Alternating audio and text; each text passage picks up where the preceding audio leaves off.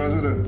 Mr. Prime Minister. It's good to talk to you, and before anything else, I want you to know that I'm signing now, as we speak, Israel's official recognition of Somaliland and its right of self-determination.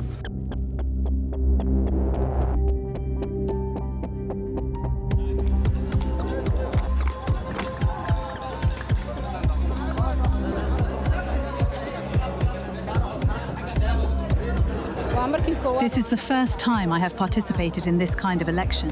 The changes I see in the country are something I am very pleased with.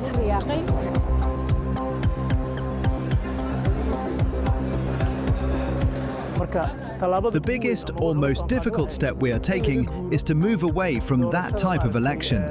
Instead of elders and traditional clan structures deciding who represents the country at the national political level, the transition is toward a national system.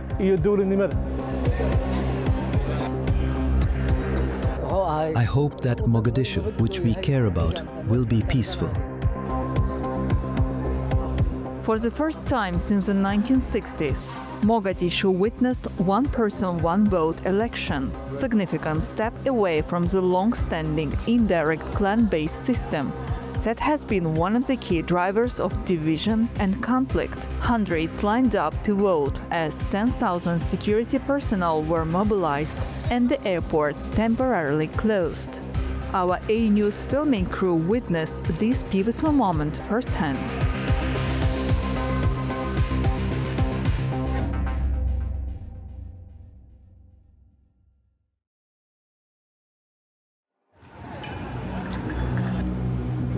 We are in Somalia, a place often used through the illusion of constant danger. Armed groups remain active and movement requires protection. The risk here is real, but it's not the whole story. Somalia also sits along the world key maritime routes, where trade, security, and external interests intersect. Much of what shaped the country happens quietly, through security arrangements, political decisions, and economic access that rarely reach the headlines. We didn't come to repeat what's already been said. We are here to understand what's really happening on the front line.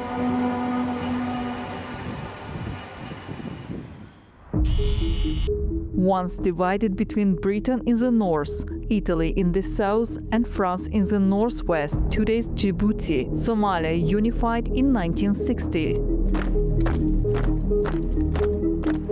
I don't believe it is wise to continue to fight.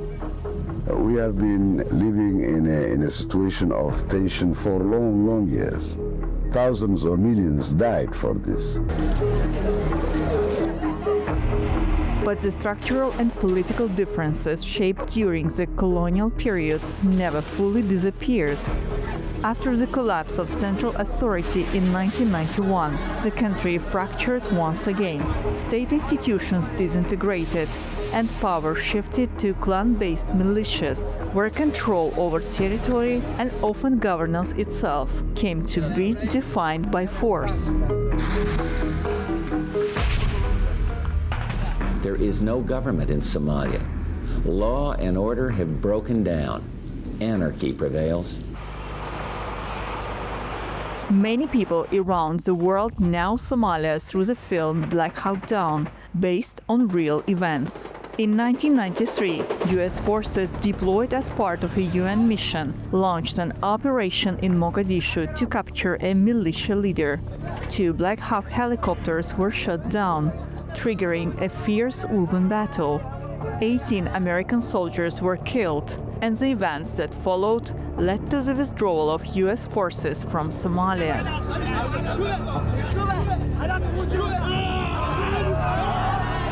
We've already withdrawn some 20,000 troops, and more than that number have replaced them from over 24 other nations.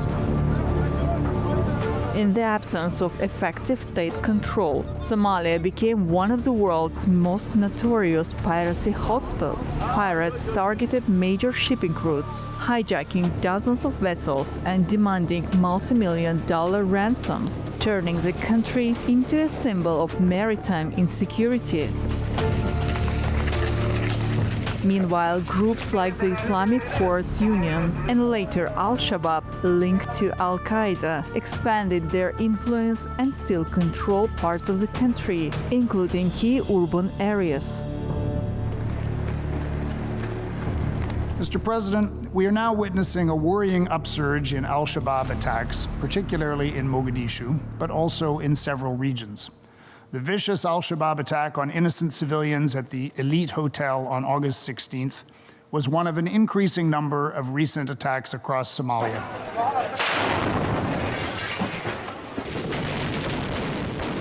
Somalia is already facing security threats from groups like Al-Shabaab, and they are very active and they operate in the region.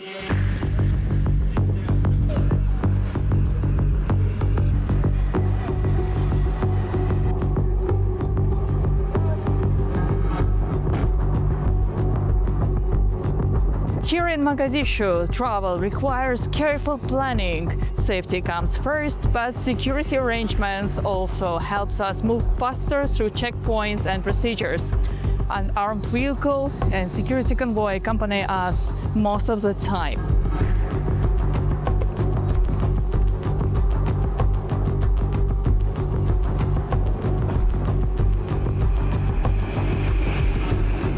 Conflict has become a business.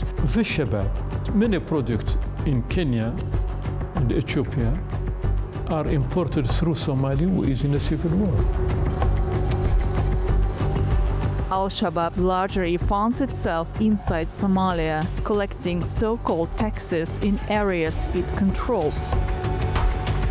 In areas controlled by Al-Shabaab, there is illegal taxation of goods and services. Sometimes they also prevent delivery of aid as well as transfer of goods and services, which makes the goods and services much more expensive. So conflict is a key driver of food insecurity in Somalia.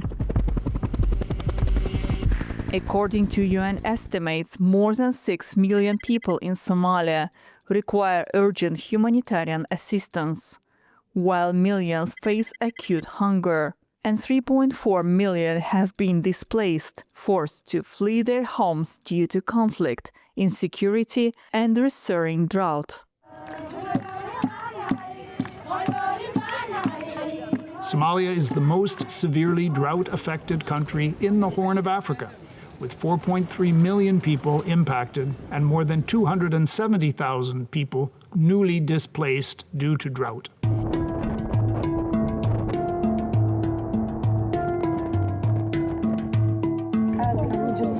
This situation is still difficult. It has been going on for a long time. There is nothing we can carry or take. This is IDP camp, home to 475 displaced families. For over a year, it has been their refuge. The camp is run by this woman, now caring for 16 orphaned children, some lost to explosions, others to violence. They settle here because there is no active fighting. But safety doesn't mean stability, no steady income, only occasional labor in Mogadishu. They did not come here by choice. They arrived because they had no other option. Even reaching here, finding transport to come was difficult for them. The farms had no hope. If God does not bring rain, everything is lost. So they came into the city with nothing, leaving behind the life they had in the countryside in search of a way to survive.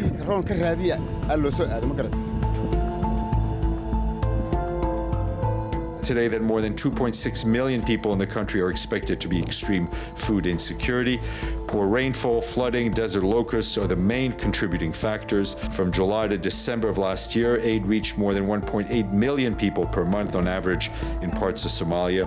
This large-scale humanitarian government support helped to minimize the magnitude of the crisis. However, funding is needed and urgently to boost efforts to reduce the new food security threats the country is currently facing.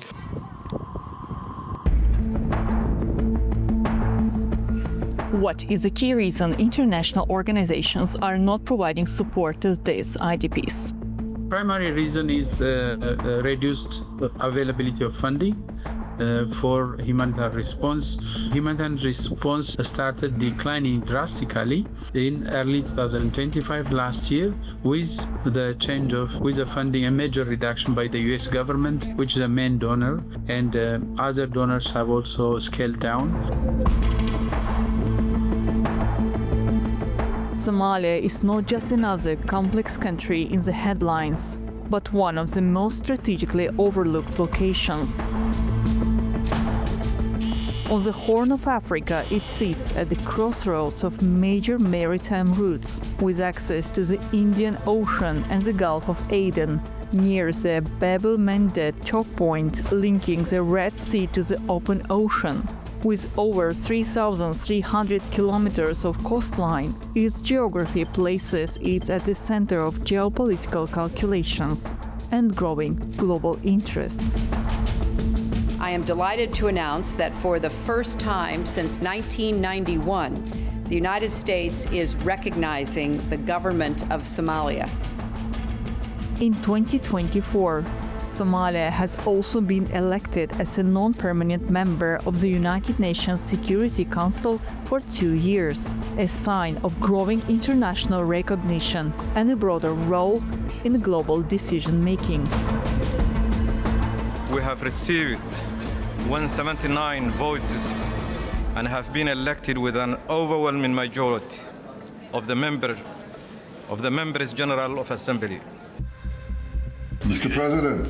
Mr. Prime Minister. It's good to talk to you, and before anything else, I want you to know that I'm signing now, as we speak, Israel's official recognition of Somaliland and its right of self-determination. We are expecting all member states of the United Nations to recognize Somaliland. The move drew criticism from a number of states and international organizations, prompting urgent discussions, including a special session at the United Nations.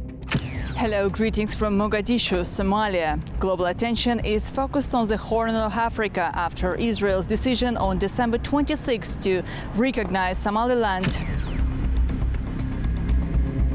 I'm glad that you are here in Somalia. It's unfortunate that the state of Israel has announced that it has recognized a part of Somalia called Somaliland. If Israel still continue to recognize Somaliland as an independent state, where is the red line? The consequences is even unpredictable, because this was something unprecedented. This huge challenge, not only for Somalia, but for the greater Horn of Africa region, which Somalia is a part of. Somaliland, a self-declared state in the north of Somalia, de jure part of the country. Since 1991, it has operated with its own government, security forces, and institutions, maintaining relative stability compared to the south. We do not want to involve ourselves in the equation of the problems of Somalia. But so long Abdul Qasim is claiming to be our president, we must draw the line that he is no president for anybody. Somaliland has been always independent, even when I was there, or semi-independent. Though the feeling of population is to remain Somali. They have a national feeling. How it will evaluate, again, it is a business. The leadership, if they see a business opportunity, they will take it. We are rich in minerals, in oil, in gas, in tourism industry, in marine resource, in agriculture, energy, and other sectors as well. So I can say, regarding the trade and investment between Israel and Somaliland, the sky is the limit.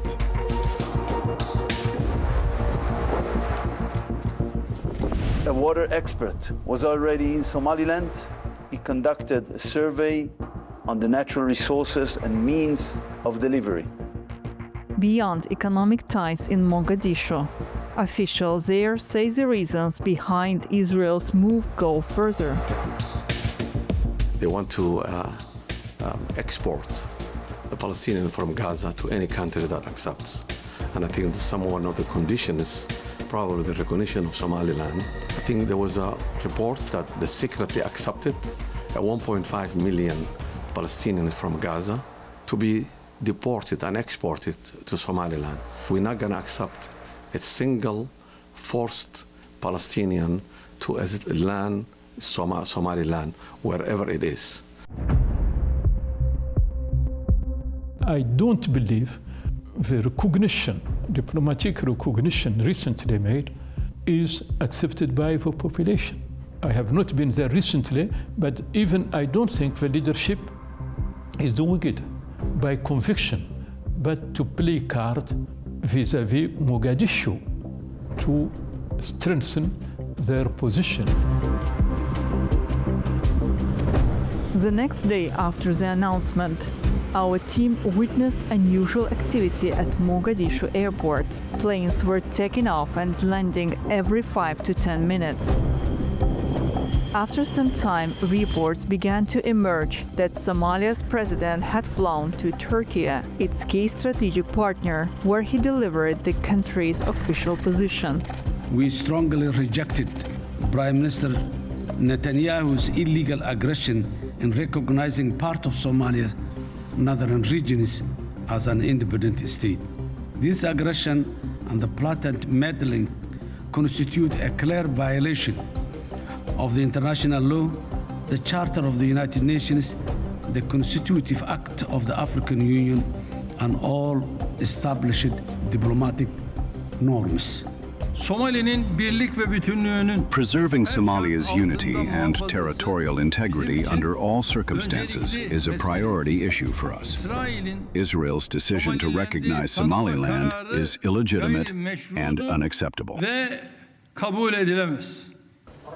Turkey plays a decisive role in shaping security in Somalia, operating its largest overseas military base in Africa, Camp Turksom in Mogadishu. Opened in 2017, the base trains and equips thousands of Somali soldiers, forming the backbone of a new national army and helping restore state control alongside African Union forces in the fight against Al-Shabaab.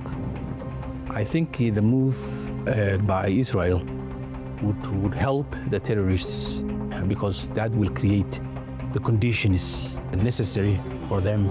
This will exacerbate the situation and will aggravate the conditions in that part of Somalia. They have been enjoying a relative peace compared to the rest of Somalia, but this intervention may create some unnecessary conflicts which may exacerbate because the communities there have been living peacefully side by side for the past 30 years.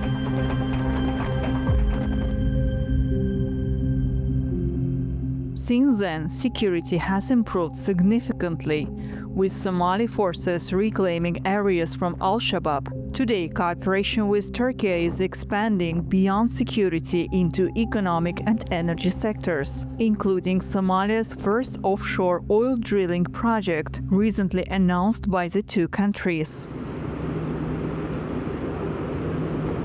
This is most visible at Mogadishu's port, a vital trade hub now restored and modernized, operating under tight security.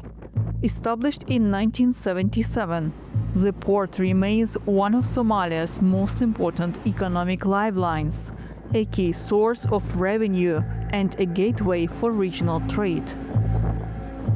The capacity of the port have increased since last 2 months. One of the things that we have contributed as a new was to work that the port functions at night. So now we work day and night. That make us to become #1 port in East Africa, and we become 4th best port in Africa. We also have a partner, the Turkish company called Al-Bayrak, Mogadishu Al-Port, who have been with us the last 11 years. They also help us logistically. They run the port. We will build Mogadishu new port. Will be 30 kilometers north of Mogadishu. I believe we'll have a bigger port. We will have economic free zones. We will have more space.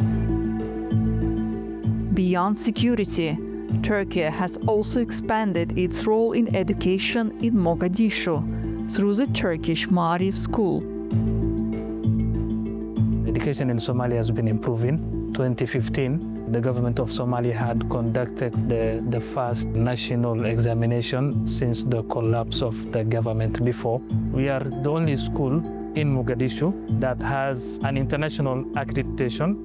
We are a center for Oxford AQA, IGCSE, and A-level exams.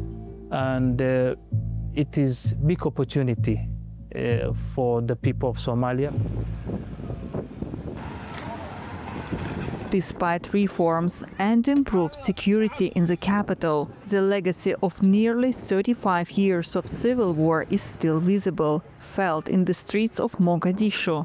In some areas, people continue to live in inadequate conditions, waiting for permanent housing. Those who can afford it are moving into newly built apartments as construction across the capital accelerates. Mogadishu became one of the fastest growing cities in the region in terms of reconstructing, in terms of population. We cover all the people. Those who have monies and those who doesn't have monies also we cover from the small loans, which is even we give them to create their lives.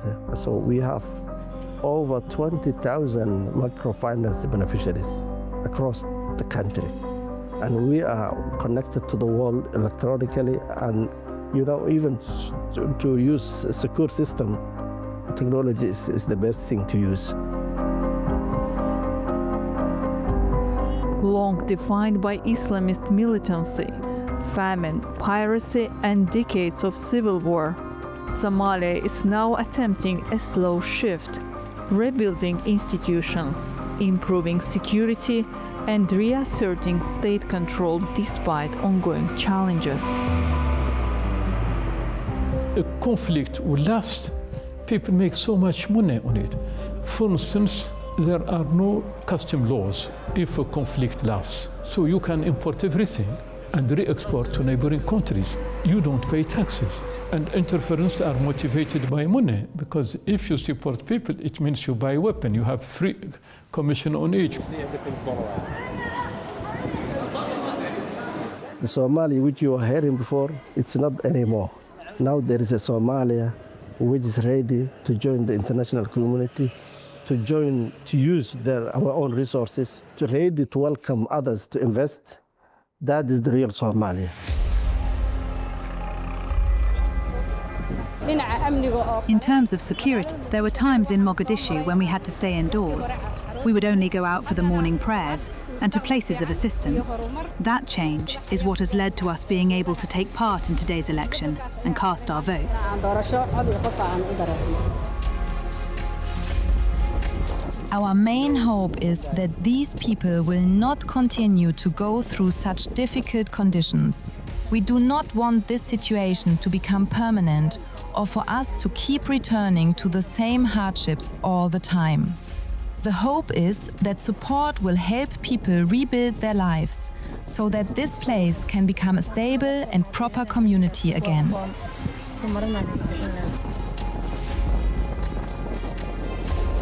This is where we end. Take a look around. There is a beauty here. Somalia has lived through years of conflict, and that history still shapes daily life. But it has not erased the possibility of peace. This country sits at the crossroads between instability and order, isolation and connection, risks and responsibility. Its future matters not only for those who live here, but far beyond its borders. And if the story here is a choice, to leave the space for hope and for the role Somalia can still play.